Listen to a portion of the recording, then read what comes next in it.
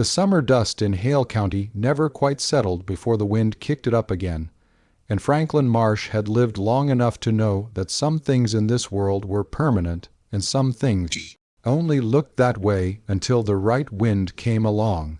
He was 34 years old, broad-shouldered in the way that comes not from vanity, but from years of hauling fence posts and wrestling irrigation pipe across hard ground, and he had a reputation in the county for being a man of few words and honest dealings. His ranch, a modest spread of 400 acres called the Copper Bell for the old cowbell, his grandmother had hung above the barn door, sat at the edge of the valley where the flat land began its slow climb toward the red foothills. It was not the grandest operation in the county, but every acre of it was paid for and every animal on it was healthy, and Franklin Marsh slept well at night, which is a kind of wealth that does not appear on any bank ledger. He had never married.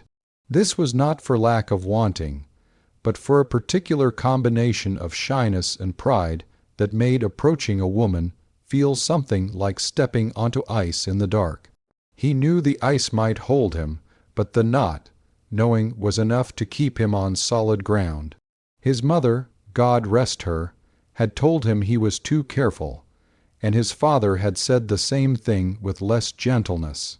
But Franklin had watched plenty of quick decisions turn into slow regrets in this valley, and he had decided long ago that patience was not the same thing as cowardice, even if it sometimes looked the same from the outside. The man who changed the direction of Franklin's life was named Gerald Thorne, and if the county had a consensus about Gerald Thorne, it was that he was loud, successful, and entirely too pleased about both of those things. He owned the largest cattle operation in the region, nearly 3,000 acres, and he had made additional money in real estate and in a gravel supply business that held something close to a monopoly in 4 counties. He had a big white house on a hill that he had added to so many times over the years that it had lost whatever architectural logic it might once have possessed, and now looked like a house that had simply refused to stop. He drove a truck so large that it barely fit in standard parking spaces, and he took a visible pleasure in this fact. Gerald Thorne had 4 daughters. This was known throughout the county not because anyone had counted them, but because Gerald himself brought them up constantly. As though daughters were a form of livestock, he was particularly proud of raising. The oldest was Brenda, who was 28 and had her father's loud certainty about everything.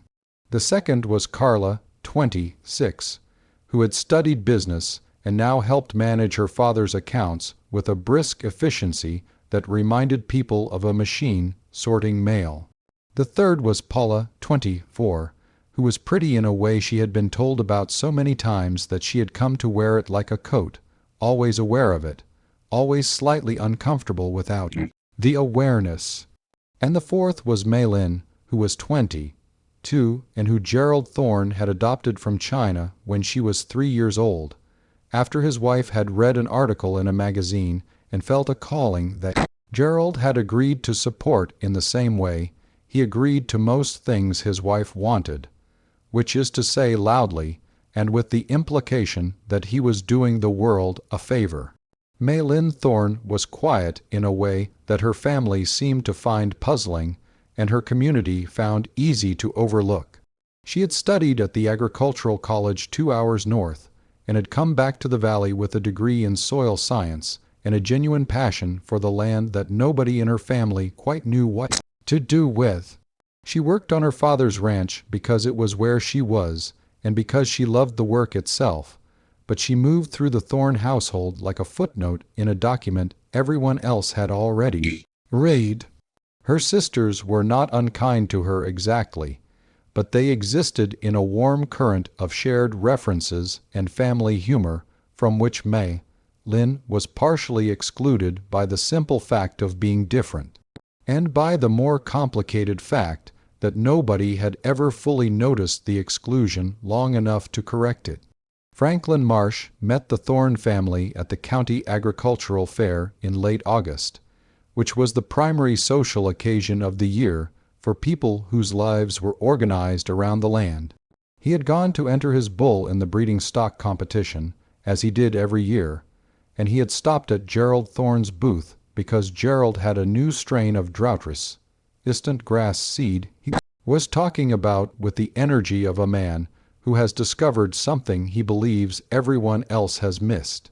Franklin listened because he was a good listener and because drought-resistant grass was genuinely interesting to a man with 400 dry, summer acres. Gerald Thorne liked people who listened to him. He clapped Franklin on the shoulder and invited him to dinner the following Friday, and Franklin, who was too polite to decline a direct invitation and who was also, honestly, a little lonely, said he would come. The dinner was enormous in the way that Gerald Thorne's hospitality was always enormous, which is to say, it was impressive and slightly exhausting. The table sat 12, even with only 6 people present. There was more food than could reasonably be eaten. Gerald held court at the head of the table and told stories about deals he had made and prices he had gotten, and men he had outmaneuvered, and his daughters sat around him in various attitudes of affection and familiarity. Brenda laughed at his jokes with the practiced ease of someone who has heard them many times and made peace with them. Carla ate efficiently and contributed brief opinions when asked. Paula sat in the glow of her own prettiness like a lamp that has been plugged in for so long it no longer notices the light it gives off. Malin sat at the far end of the table and ate quietly and occasionally said something precise and intelligent about soil composition or water table levels that landed in the middle of conversation and then sank without trace, like a stone thrown into a river. Franklin noticed this. He noticed it the way he noticed things that didn't quite fit their surroundings, not with judgment, but with the attentiveness of a man accustomed to reading land for what it was rather than what it appeared to be. She had dark eyes that were observant without being suspicious, and she spoke carefully in the way of someone who has learned that speaking carefully and being heard are not the same thing.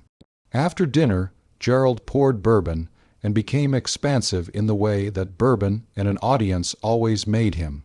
He looked at Franklin with the appraising expression of a man who has decided to do business and is working out the terms, and he said something that Franklin would remember for the rest of his life, not because it was impressive, but because of what it revealed about the man saying it.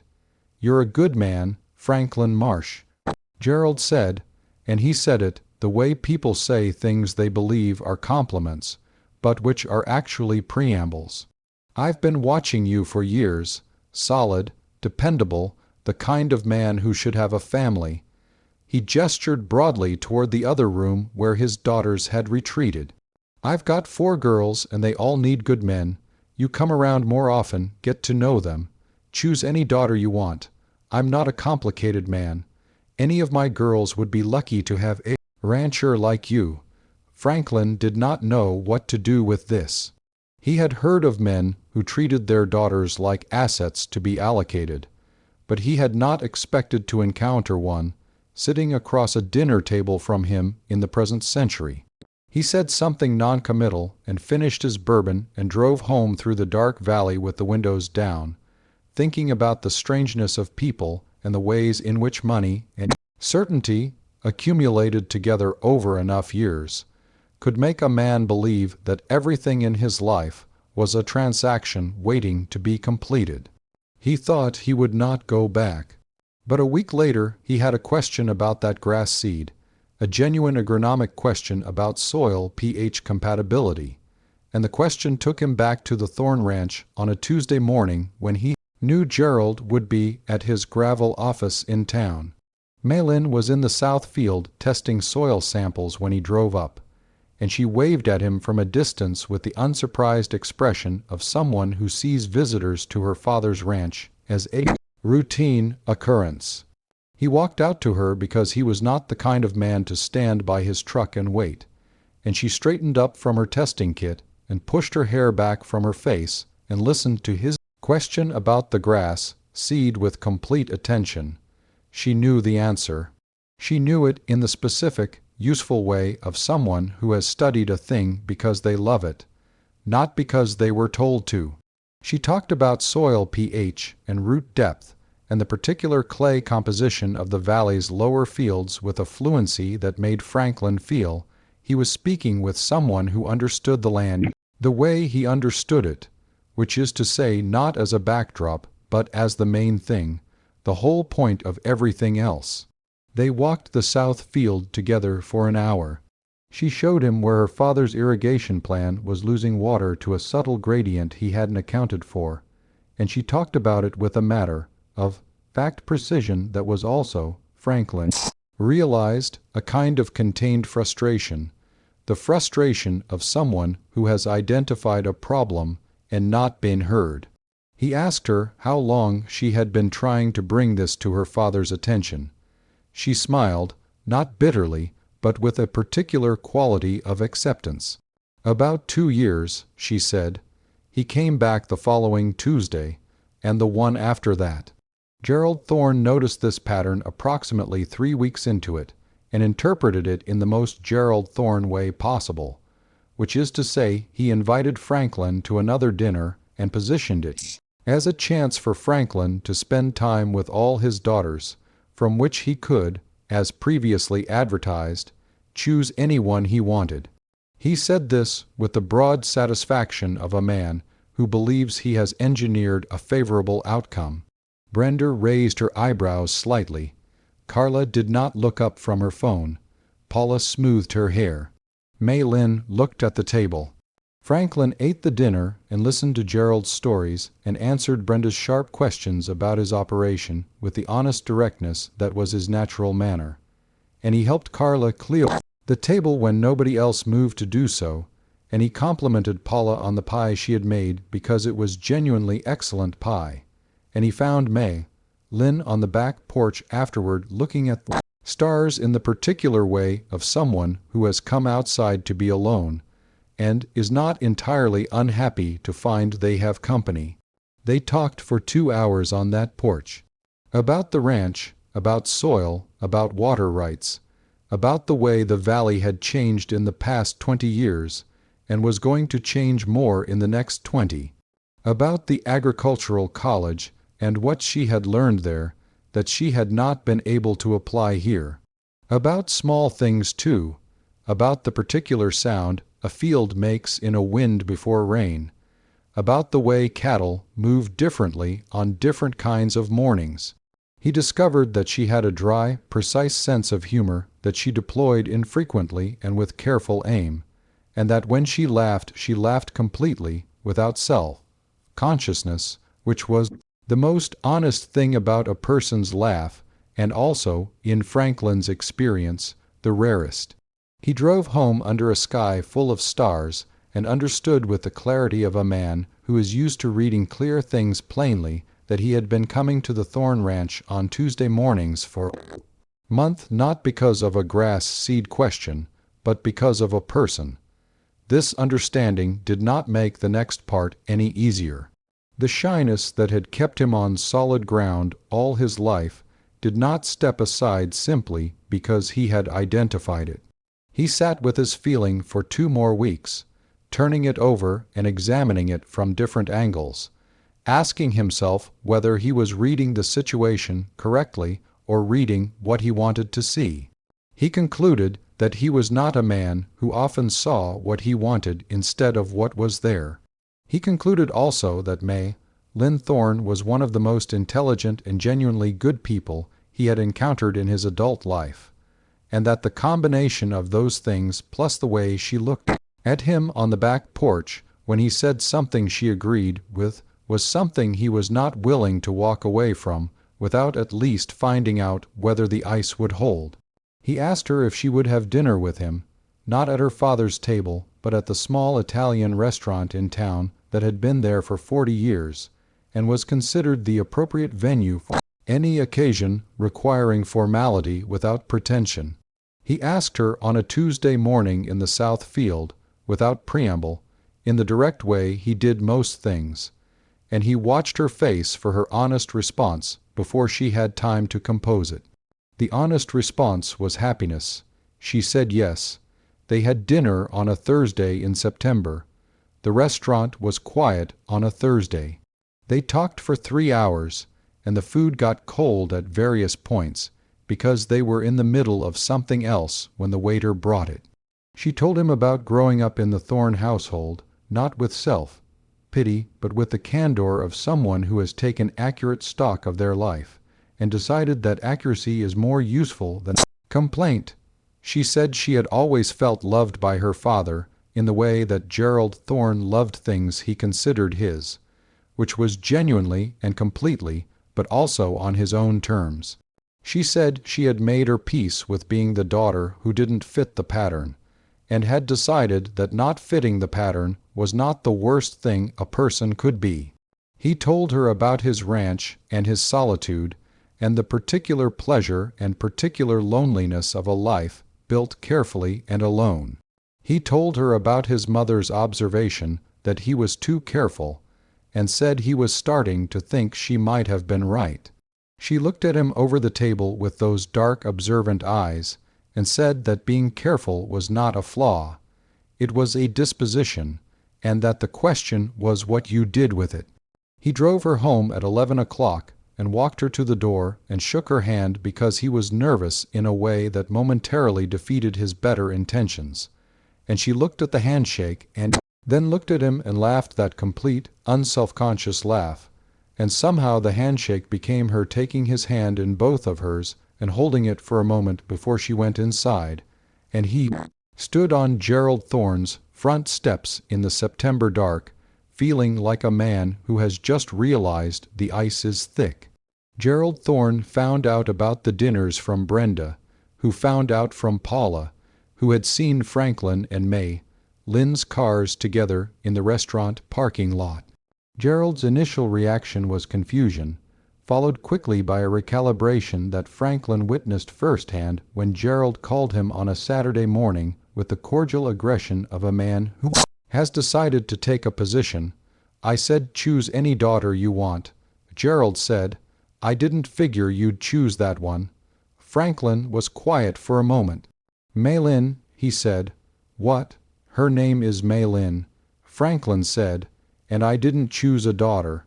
I chose a person." Gerald was silent for the first time Franklin had ever observed him being silent. Then he said, with the uncertain blustering of a man whose script has been taken away, that he just meant it was unexpected, that Lynn was quiet and different, and that Franklin should understand she was different. Franklin said he was aware of that, and it was one of the things he admired most about her. Gerald said he just wanted to make sure Franklin knew what he was getting into. Franklin said he was a rancher, and he knew exactly what he was getting into, and that he was looking forward to it. Gerald said he supposed that was Franklin's choice to make. Franklin said it was.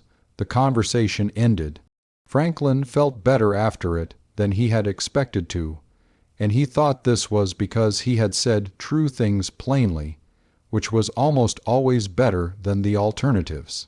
He called Lynn to tell her about the conversation, and she was quiet for a moment in the way she was quiet when she was processing something she had not fully expected. Then she said, gently, that her father was not a bad man. He was a man who organized the world in categories and had never quite found the right category for her, and that was his limitation and not her wound. Or at least she had worked to make it not her wound, which was not the same thing, but was the best available option. Franklin said he thought that was a generous way to see it. She said generosity was easier when you weren't waiting for someone to change. They had dinner again the following week, and the week after that. He took her to see his ranch on a Saturday, not to impress her, but because he wanted to know what she thought of it, which was a different thing.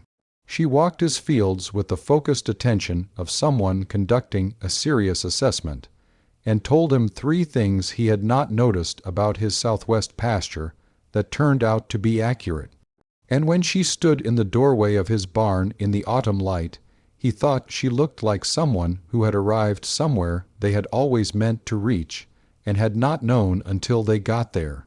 By November, they were seeing each other every week and talking on the phone in the evenings, and there was nothing ambiguous about what was happening between them. The county noticed, as small counties always notice these things, and the reactions varied from approval to the particular kind of idle skepticism that some people apply to anything that doesn't resemble what they expected. A few people said things to Franklin about it at the feed store and at the fuel depot, things wrapped in the language of concern but carrying the cargo of prejudice, and Franklin handled each of these conversations with a brevity that communicated everything necessary and foreclosed further discussion. He was not a man who needed others to ratify his judgment. Lynn had her own conversations to navigate. Brenda, to her credit, came around within a few weeks, telling Lynn in her forthright way that Franklin Marsh was a solid man and that she was glad someone was paying attention to Lynn. Once, Carla's feelings on the matter went largely unexpressed, which was Carla's way with everything. Paula was warm and a little wistful, and told Lynn at one point that she had always known Lynn was the smartest of them, which was the most honest thing Paula had ever said to her, and which Lynn received with more kindness than most people would have managed. Gerald Thorne came around in his own way and in his own time, which is to say he eventually stopped treating the relationship as a departure from his plans and started treating it as one of his plans, retelling the story of his dinner invitation to anyone who would listen as though he had orchestrated everything deliberately. Franklin did not contradict this version. He understood that Gerald's need to have engineered the outcome was a benign vanity that cost nothing to allow, and that the real history between himself and Lynn was something that existed independently of whatever story Gerald told at dinner parties. By Christmas, Franklin knew with the settled certainty of a man who has examined a thing from all its angles that he wanted to spend his life with Lynn Thorne. He did not approach this knowledge dramatically. He sat with it for a while, as was his habit with important things, and it did not change under examination. It was the same in the morning as it was at night, and it was the same after a hard week as after a good one, and he took this consistency as information. He asked her father before he asked her, not because he believed Gerald's permission was required, but because Lynn had spoken of her father with enough of that carefully maintained generosity that Franklin knew the relationship mattered to her, and he would not have done anything to damage it for her.